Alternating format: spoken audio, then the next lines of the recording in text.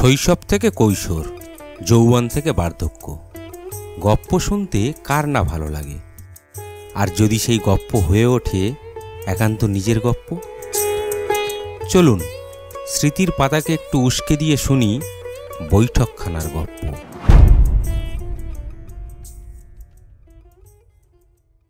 গল্পটি ভালো লাগলে দয়া করে লাইক, কমেন্ট, শেয়ার ও অবশ্যই সাবস্ক্রাইব করতে ভুলবেন না কিন্তু। নমস্কার, আমি তনুময়, আর আপনারা শুনছেন বৈঠকখানার গপ্প। আজকের গল্প রবীন্দ্রনাথ ঠাকুরের পোস্টমাস্টার।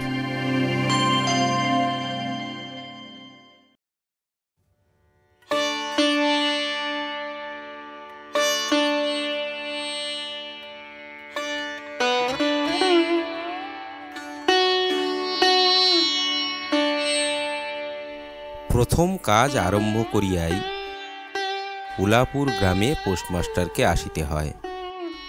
গ্রামটি অতি সামান্য, নিকটে একটি নীলকুঠি আছে। তাই কুঠির সাহেব অনেক জোগাড় করিয়া এই নতুন পোস্ট অফিস স্থাপন করিয়াছে। আমাদের পোস্টমাস্টার কলিকাতার ছেলে। জলের মাছকে ডাঙায় তুলিলে যেরকম হয়, এই গণ্ডক গ্রামের মধ্যে আসিয়া পোস্টমাস্টারেরও সেই দশা উপস্থিত হইয়াছে। একখানি অন্ধকার আটচালার মধ্যে তাহার আপিস, অদূরে একটি পানাপুকুর এবং তাহার চারিপাড়ে জঙ্গল। কুটির, গোমস্তা প্রভৃতি যে সকল কর্মচারী আছে তাদের ফুরসত প্রায় নাই, এবং তাহারা ভদ্রলোকের সহিত মিশিবার উপযুক্ত নয়। বিশেষত কলিকাতার ছেলে ভালো করিয়া মিশিতে জানে না। অপরিচিতি স্থানে গেলে হয় উদ্ধত, নয় অপ্রতিভ হইয়া থাকে। এই কারণে স্থানীয় লোকের সহিত তাহার মেলামেশা হইয়া ওঠে না। অথচ হাতে কাজ অধিক নাই। কখনো কখনো দুটো একটা কবিতা লিখিতে চেষ্টা করেন। তাহাতে এমন ভাব ব্যক্ত করিয়াছেন যে সমস্ত দিন তরুপল্লবের কম্পন এবং আকাশের মেঘ দেখিয়া জীবন বড় সুখে কাটিয়া যায়। কিন্তু অন্তর্যামী জানেন, যদি আরব্য উপন্যাসের কোনো দৈত্য আসিয়া এক রাতের মধ্যে এই শাখাপল্লব সমেত সমস্ত গাছগুলা কাটিয়া পাকা রাস্তা বানাইয়া দেয় এবং সারি সারি অট্টালিকা আকাশের মেঘকে দৃষ্টিপথ হইতে রুদ্ধ করিয়া রাখে, তাহা হইলে এই আদমরা ভদ্র সন্তানটি পুনশ্চ নবজীবন লাভ করিতে পারে। পোস্টমাস্টারের বেতন অতি সামান্য, নিজে রাঁধিয়া খাইতে হয়, এবং গ্রামের একটি পিতৃমাতৃহীন অনাথা বালিকা তাহার কাজকর্ম করিয়া দেয়। চারিটি চারিটি খাইতে পায়। মেয়েটির নাম রতন, বয়স 12-13। বিবাহের বিশেষ সম্ভাবনা দেখা যায় না। সন্ধ্যার সময় যখন গ্রামের গোয়ালঘর হইতে ধূম কুণ্ডলায়িত হইয়া উঠিত, ঝোপে ঝোপে ঝিল্লি ডাকিত, দূরে গ্রামের নেশাখোর বাউলের দল খোলকর্তাল বাজাইয়া উচ্চস্বরে গান জুড়িয়া দিত, যখন অন্ধকার দাওয়ায় একলা বসিয়া গাছের কম্পন দেখিলে কবি হৃদয়েও ঈষৎ হৃৎকম্প উপস্থিত হইত, তখন ঘরের কোণে একটি ক্ষীণ শিখা প্রদীপ জ্বালাইয়া পোস্টমাস্টার ডাকিতেন, রতন। রতন দ্বারে বসিয়া এই ডাকের জন্য অপেক্ষা করিয়া থাকিত, কিন্তু এক ডাকেই ঘরে আসিত না। কি গো বাবু, কেন ডাকছ? পোস্টমাস্টার: তুই কি করছিস? রতন: এখনই চুলা ধরাতে যেতে হবে হেঁসেলের। পোস্টমাস্টার: তোর হেঁসেলের কাজ পরে হবে, এখন একবার তামাকটা সেজে দে তো। অনতি বিলম্বে দুটি গাল ফুলাইয়া কলিকায় ফোঁ দিতে দিতে রতনের প্রবেশ।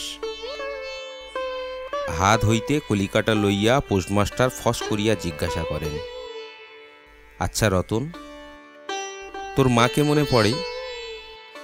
সে অনেক কথা, কতক মনে পড়ে, কতক মনে পড়ে না। মায়ের চেয়ে বাপ তাহাকে বেশি ভালোবাসিত, বাপকে অল্প অল্প মনে আছে।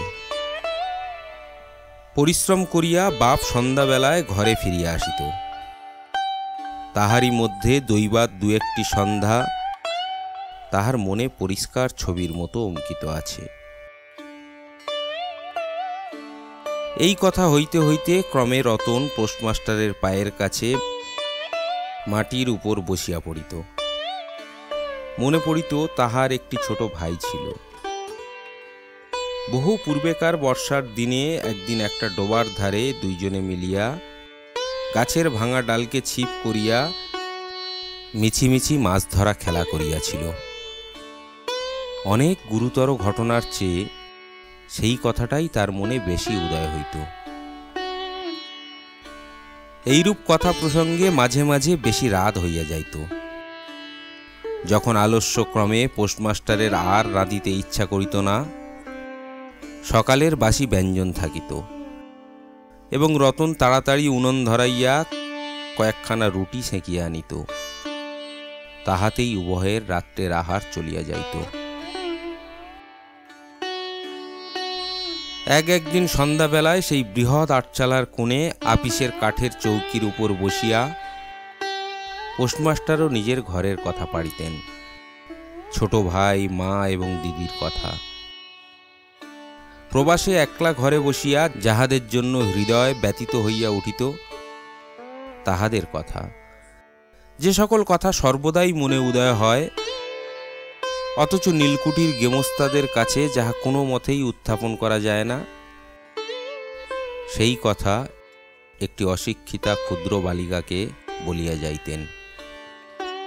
কিছুমাত্র অসঙ্গত মনে হইত না।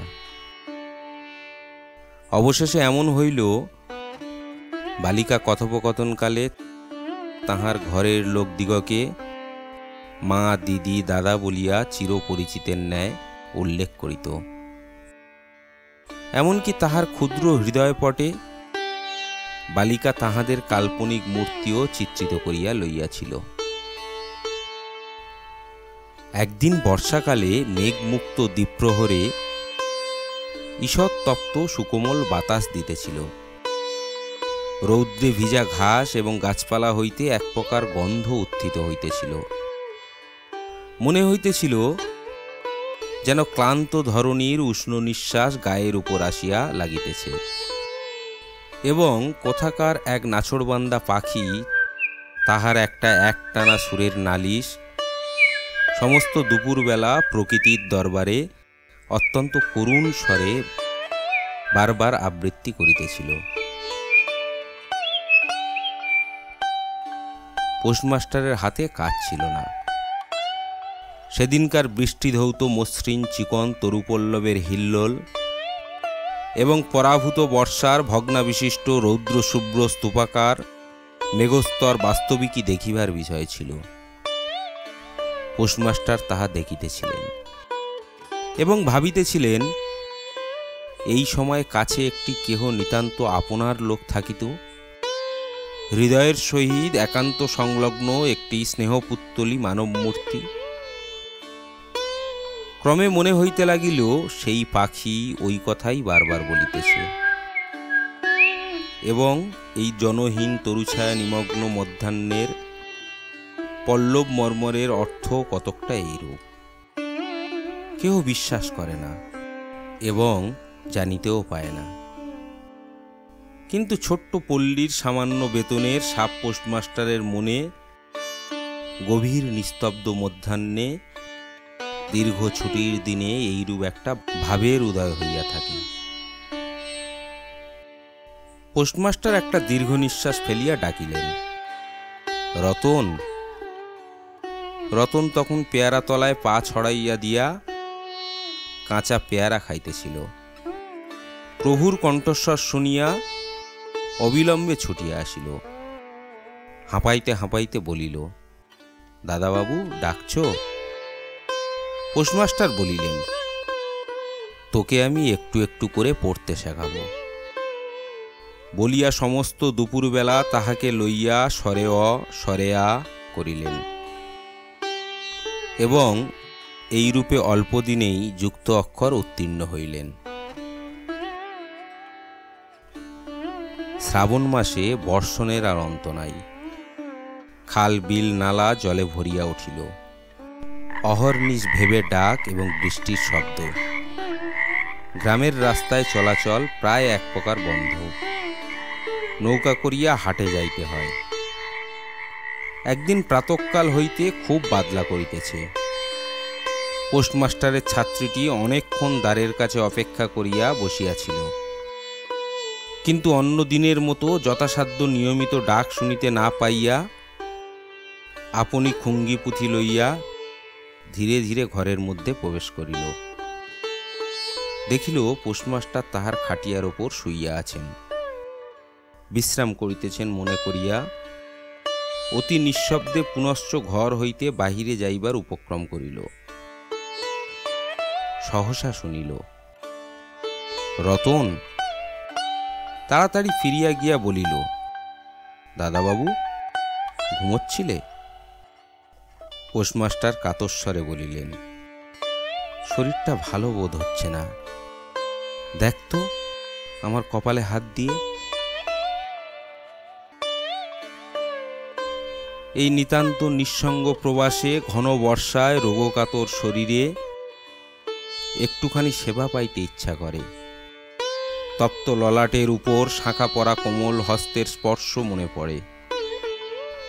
এই ঘোর প্রবাসে রোগযন্ত্রণায় স্নেহময়ী নারী রূপে জননী ও দিদি পাশে বসিয়া আছেন, এই কথা মনে করিতে ইচ্ছা করে এবং এ স্থলে প্রবাসীর মনের অভিলাষ ব্যর্থ হইল না। বালিকা রতন আর বালিকা রহিল না।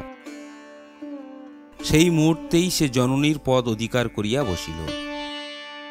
বৈদ্য ডাকিয়া আনিল, যথা সময়ে বটিকা খাওয়াইল, সারা রাত্রি শিয়রে জাগিয়া রহিল, আপনি পথ্য রাঁধিয়া দিল এবং শতবার করিয়া জিজ্ঞাসা করিল, হ্যাঁ গো দাদাবাবু, একটুখানি ভালো বোধ হচ্ছে কি? বহুদিন পরে পোস্টমাস্টার ক্ষীণ শরীরে রোগশয্যা ত্যাগ করিয়া উঠিলেন। মনে স্থির করিলেন, আর নয়, এখান হইতে কোনো মতে বদলি হইতে হইবে। স্থানীয় অস্বাস্থ্যের উল্লেখ করিয়া তৎক্ষণাৎ কলিকাতার কর্তৃপক্ষদের নিকট বদলি হইবার জন্য দরখাস্ত করিলেন। রোগসেবা হইতে নিষ্কৃতি পাইয়া রতন দ্বারের বাহিরে আবার তাহার স্বস্থান অধিকার করিল, কিন্তু পূর্ববৎ আর তাহাকে ডাক পড়ে না। মাঝে মাঝে উঁকি মারিয়া দেখে পোস্টমাস্টার অত্যন্ত অন্যমনস্কভাবে চৌকিতে বসিয়া অথবা খাটিয়ায় শুইয়া আছেন। রতন যখন আহ্বান প্রত্যাশা করিয়া বসিয়া আছে, তিনি তখন অধীর চিত্তে তাহার দরখাস্তের উত্তর প্রতীক্ষা করিতেছেন। বালিকা দ্বারের বাহিরে বসিয়া সহস্রবার করিয়া তার পুরানো পড়া পড়িল। পাছে যেদিন সহসা ডাক পড়িবে সেদিন তাহার যুক্ত অক্ষর সমস্ত গোলমাল হইয়া যায়, এই তাহার একটা আশঙ্কা ছিল। অবশেষে সপ্তাহখানেক পরে একদিন সন্ধ্যাবেলায় ডাক পড়িল। উদ্বেলিত হৃদয়ে রতন গৃহের মধ্যে প্রবেশ করিল। দাদাবাবু, আমাকে ডাকছিলে? পোস্টমাস্টার বলিলেন, রতন, কালই আমি যাচ্ছি। রতন, কোথায় যাচ্ছ দাদাবাবু? পোস্টমাস্টার, বাড়ি যাচ্ছি। রতন, আবার কবে আসবে? পোস্টমাস্টার, আর আসবো না। রতন আর কোনো কথা জিজ্ঞাসা করিল না। পোস্টমাস্টার আপনিই তাহাকে বলিলেন, তিনি বদলির জন্য দরখাস্ত করিয়াছিলেন। দরখাস্ত মঞ্জুর হইয়াছে, তাই তিনি কাজে জবাব দিয়া বাড়ি যাইতেছেন। অনেকক্ষণ আর কেহ কোনো কথা কহিল না। মিটমিট করিয়া প্রদীপ জ্বলিতে লাগিল এবং এক স্থানে ঘরের জীর্ণ চাল ভেদ করিয়া একটি মাটির সরার উপর টপ টপ করিয়া বৃষ্টির জল পড়িতে লাগিল। কিছুক্ষণ পর রতন আস্তে আস্তে উঠিয়া রান্নাঘরে রুটি গড়িতে গেল। অন্য দিনের মতো তেমন চটপট হইল না। বোধ করি মধ্যে মধ্যে মাথায় অনেক ভাবনা উদয় হইয়াছিল। পোস্টমাস্টারের আহার সমাপ্ত হইলে পর বালিকা তাহাকে জিজ্ঞাসা করিল, দাদাবাবু, আমাকে তোমাদের বাড়ি নিয়ে যাবে? পোস্টমাস্টার হাসিয়া কহিলেন, সে কি করে হবে? ব্যাপারটা যে কি কি কারণে অসম্ভব তাহা বালিকাকে বুঝানো আবশ্যক বোধ করিলেন না। সমস্ত রাত্রি স্বপ্নে এবং জাগরণে বালিকার কানে পোস্টমাস্টারের হাস্যধ্বনির কণ্ঠস্বর বাজিতে লাগিল, সে কি করে হবে?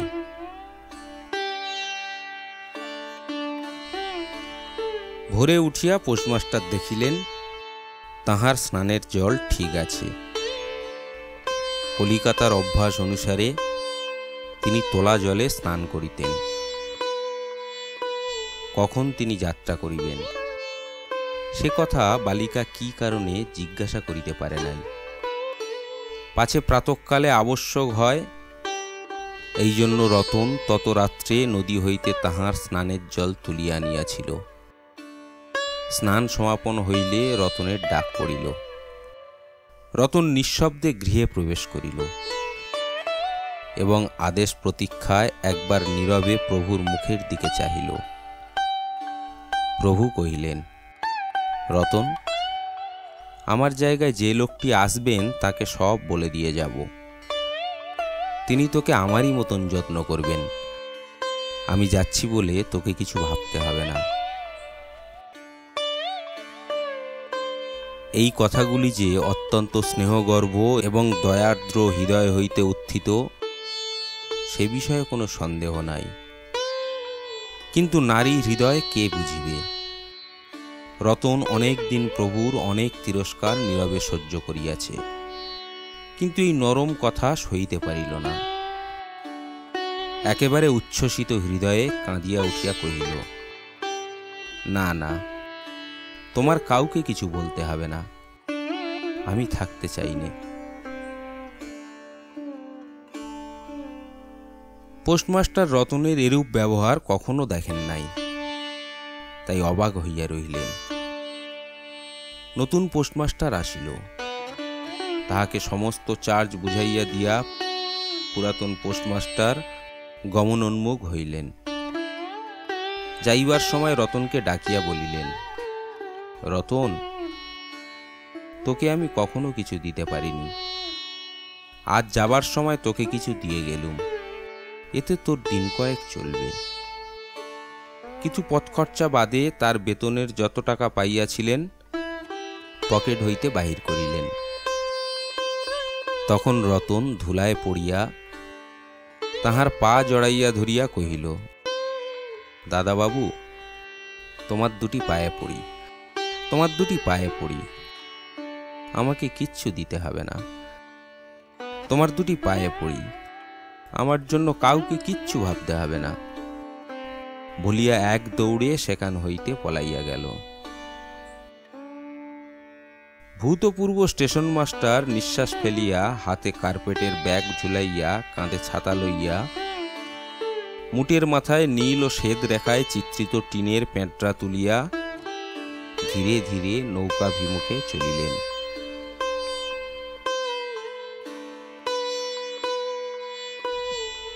যখন নৌকায় উঠিলেন এবং নৌকা ছাড়িয়া দিল, বর্ষা বিস্ফোরিত নদী ধরণীর উচ্ছ্বলিত অশ্রুরাশির মতো চারিদিকে ছলছল করিতে লাগিল।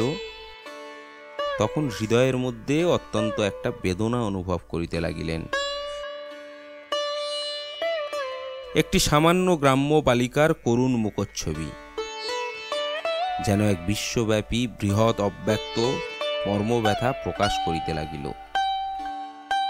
একবার নিতান্ত ইচ্ছা হইল ফিরিয়া যাই, জগতের ক্রোড় বিচ্যুত সেই অনাথিনীকে সঙ্গে করিয়া লইয়া আসি।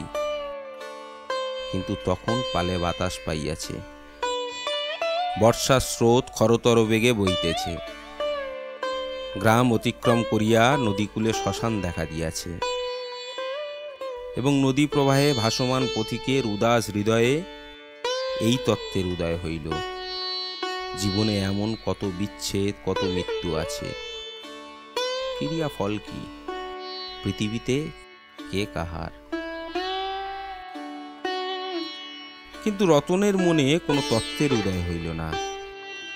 সে সেই পোস্ট অফিসের গৃহের চারিদিকে কেবল অশ্রু জলে ভাসাইয়া ঘুরিয়া ঘুরিয়া বেড়াইতেছিল। বোধ করি তাহার মনে ক্ষীণ আশা জাগিতেছিল, দাদাবাবু যদি ফিরে আসে। সেই বন্ধনে পড়িয়া কিছুতেই দূরে যাইতে পারিতেছিল না। হায় বুদ্ধিহীন মানব হৃদয়, ভ্রান্তি কিছুতেই ঘোচে না। যুক্তিশাস্ত্রের বিধান বহু বিলম্বে মাথায় প্রবেশ করে। প্রবল প্রমাণকেও অবিশ্বাস করিয়া মিথ্যা আশাকে দুই বাহুপাশে বাঁধিয়া বুকের ভিতরে প্রাণপণে জড়াইয়া ধরা যায়। অবশেষে একদিন সমস্ত নাড়ি কাটিয়া হৃদয়ের রক্ত শুষিয়া সে পলায়ন করে। তখন চেতনা হয় এবং দ্বিতীয় ভ্রান্তি পাশে পড়িবার জন্য চিত্ত ব্যাকুল হইয়া ওঠে।